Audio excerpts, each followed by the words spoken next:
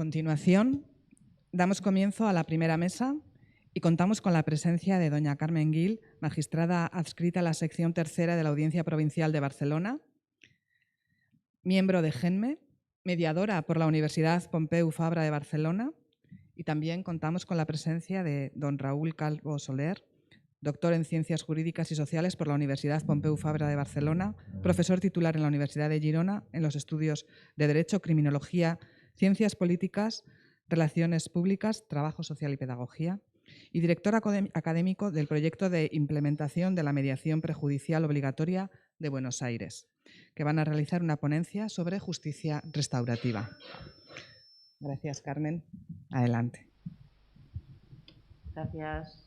Muchas gracias a vosotros. Felicitaciones por esta magnífica Semana de la Mediación y todos los actos que hasta ahora habéis realizado. Y bueno, no se oye.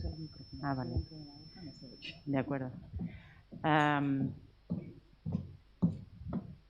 Bien, yo había quedado con Raúl. No sé dónde está Raúl. Si está online, porque había quedado que él empezaría a hablar, ¿de acuerdo? O sea que, y además, como soy magistrada, suelo imponer mi criterio y por lo tanto, ya, vale. Raúl. Hola, ¿qué tal? ¿Cómo están? Buenos ¿Cómo días. les va? Buenos días. Empezabas Muy tú a buenos hablar días. de lo nuestro, ¿no? Sí. Muy bien, pues. Bastante, un poquito más temprano, nada más. Así que todo bien. Le dejo la palabra a Raúl. Bueno, perfecto. Habíamos arreglado con Carmen, nos habíamos repartido un poco las exposiciones, así es que me toca a mí explicar básicamente dos cositas. La primera tiene que ver fundamentalmente con de qué estamos hablando cuando hablamos de restauratividad y justicia restaurativa. Y la segunda, algunos aspectos vinculados a proyectos que yo estoy dirigiendo hoy en diferentes países en Latinoamérica relacionados con el espacio y con la lógica restaurativa.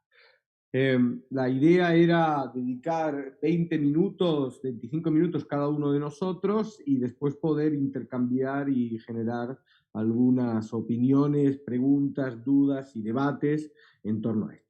Así que voy a ir rápido con el tema de la definición de justicia restaurativa y con la definición de restauratividad. Y quisiera comenzar precisamente marcando este punto.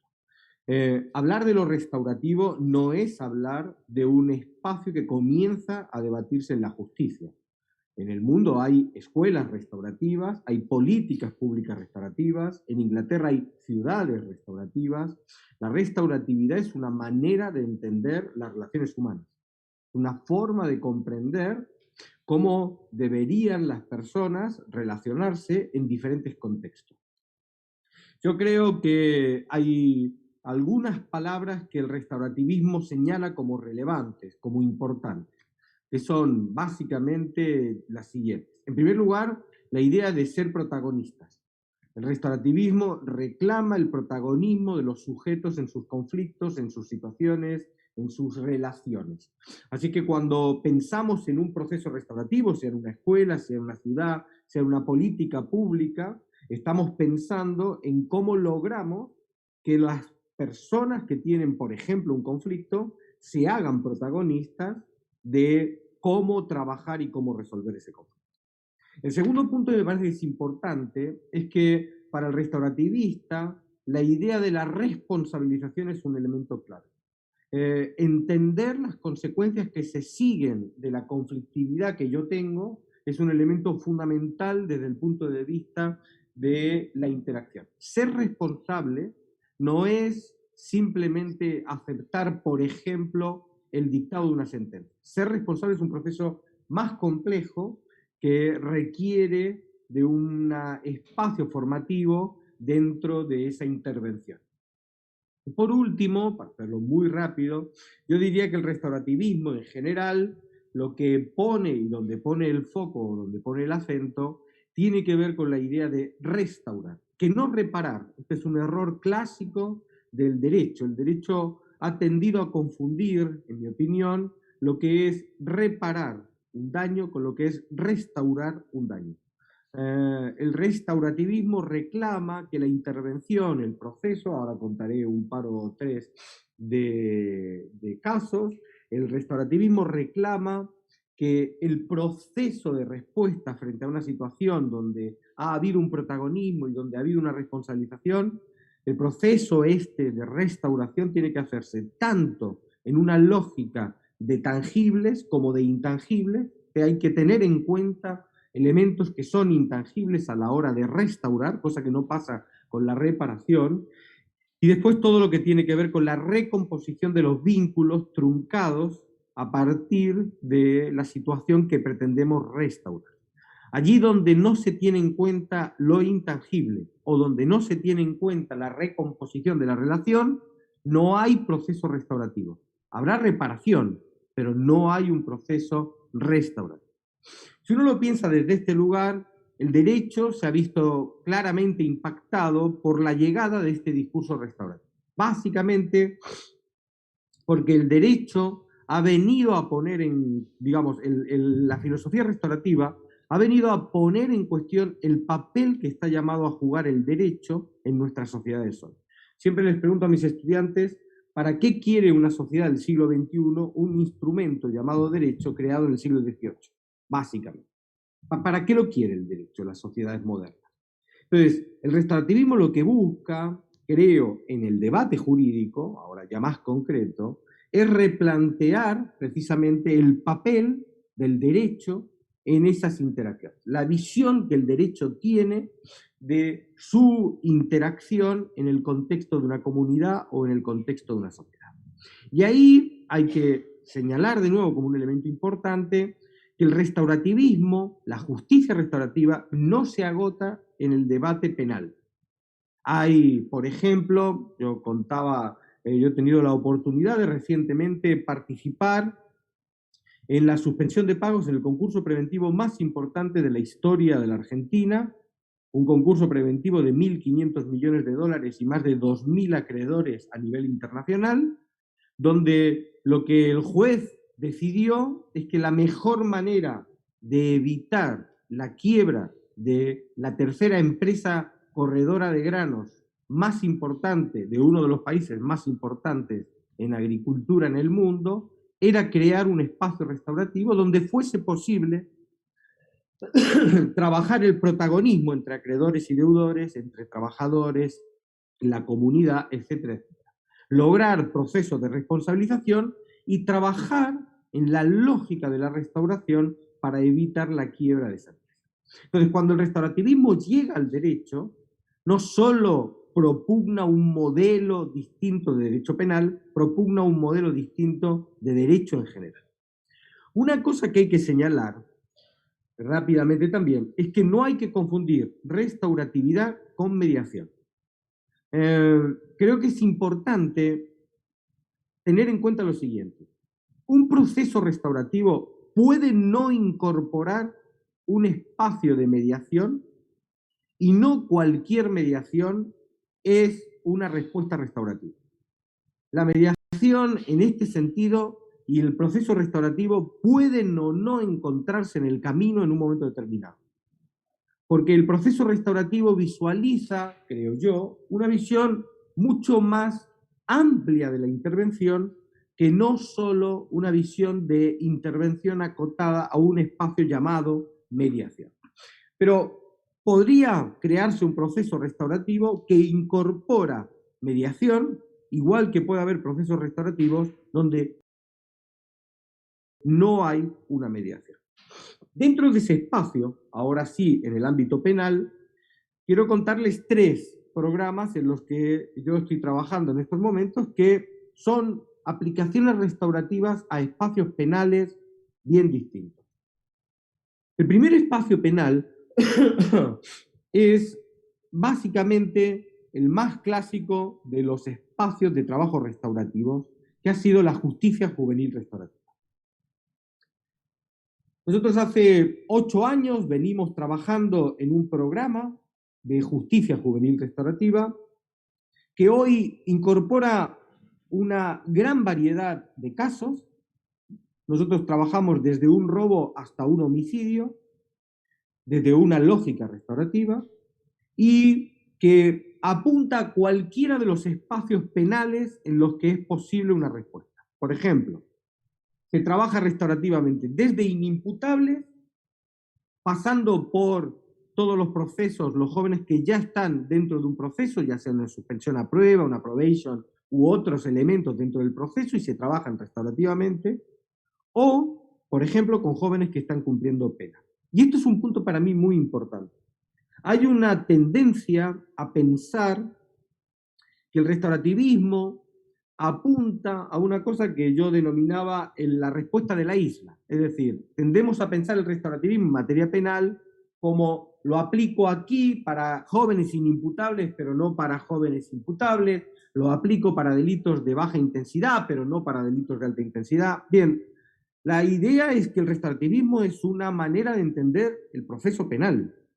Por lo tanto, desde esta perspectiva, ya sea dentro del proceso penal o fuera del proceso penal, corriendo de manera paralela al proceso penal, el restaurativismo puede desarrollarse en cualquiera de las condiciones y de los espacios en los que se puede dar una intervención, por ejemplo, en este caso de justicia juvenil restaurativa o de justicia penal juvenil.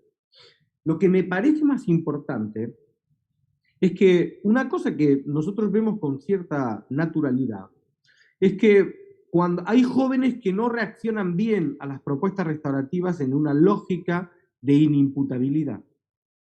Hay jóvenes que reaccionan bien cuando el espacio aún ellos son inimputables y hay jóvenes que no. De esos jóvenes hay jóvenes que encuentran un camino mejor de respuesta, de trabajo restaurativo cuando ya están dentro del proceso penal y hay jóvenes que no. Y después los hay que trabajan mucho mejor restaurativamente una vez se ha dictado sentencia. Entonces, insisto con esto, el restaurativismo puede y creo que debe expresar un modelo de respuesta en cualquiera de los espacios en los que el derecho penal, en este caso penal juvenil, trabaja. Nosotros, la verdad que hemos tenido estadísticamente mucho éxito. Hay una universidad privada que ha constituido el Centro de Investigaciones Restaurativas y es la que evalúa las estadísticas de reincidencia. Nos pareció que era muy importante que hubiese esto, que hubiese quien contrasta los resultados, quien valora y quien pone nombre y apellido a los resultados, y la verdad que los resultados han sido excelentes desde el punto de vista de lo que pasa en el espacio en donde se trabaja restaurativamente frente al espacio donde no se trabaja restaurativamente. Ahora, no solo lo restaurativo en el ámbito penal se agota en la justicia juvenil. Es más, suele haber un modelo que trabaja una distinción que para nosotros es importante entre justicia restaurativa y prácticas restaurativas. La justicia restaurativa, como yo les señalaba, tiene que ver con lo que va a ocurrir dentro o de una manera vinculada con el proceso judicial. Las prácticas restaurativas es aquello que se desarrolla fuera, de manera no vinculada con las prácticas, con el proceso penal. Yo tuve la oportunidad en enero del 2020, ocurrió una situación dramática en la Argentina. A la salida de una discoteca, un grupo de jugadores de rugby, matan a otro chico en una pelea en la puerta de la discoteca. Como todo quedó grabado, básicamente esto impactó de una manera terrible en la conciencia de lo que estaba pasando.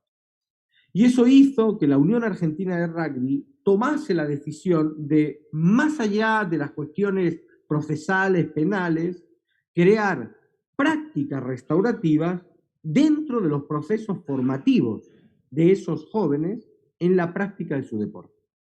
Este es un caso en donde el impacto de lo penal trasciende al espacio procesal, jurídico procesal, y lo restaurativo da respuestas yendo más allá de qué es lo que hay que hacer con jóvenes que han cometido delitos, etcétera, etcétera. Lo que se hizo básicamente es incorporar las prácticas restaurativas en los modelos formativos de los jugadores y en los modelos disciplinarios que los jugadores estaban teniendo o que desarrollaban. Así que si queremos una justicia restaurativa, es muy importante no perder de vista el papel de las prácticas restaurativas, que son aquellas actividades que se realizan fuera de la lógica propia del proceso penal juvenil directamente.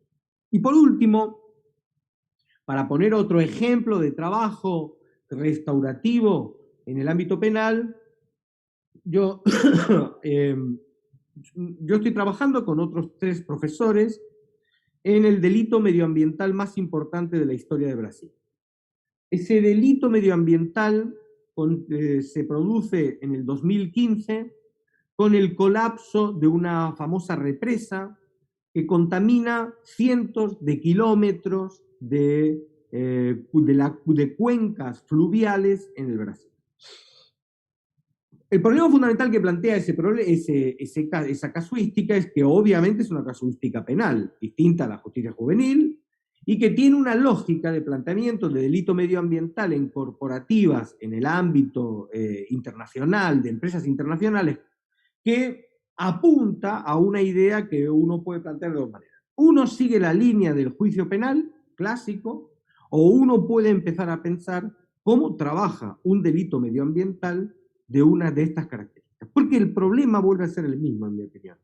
Y es que el derecho tiene problemas importantes y cada vez va a tener, en mi opinión, más problemas para poder dar respuesta a problemáticas donde la sanción no es disuasora del comportamiento ilícito. Miren, lo que gana una empresa explotadora medioambiental, una explotadora minera, es tal cantidad de dinero que no hay sentencia que disuada de un comportamiento ilícito, porque con 3 meses de comportamiento ilícito han amortizado cualquier sanción que se les pueda poner. Entonces, necesitamos empezar a pensar un modelo de respuesta diferente.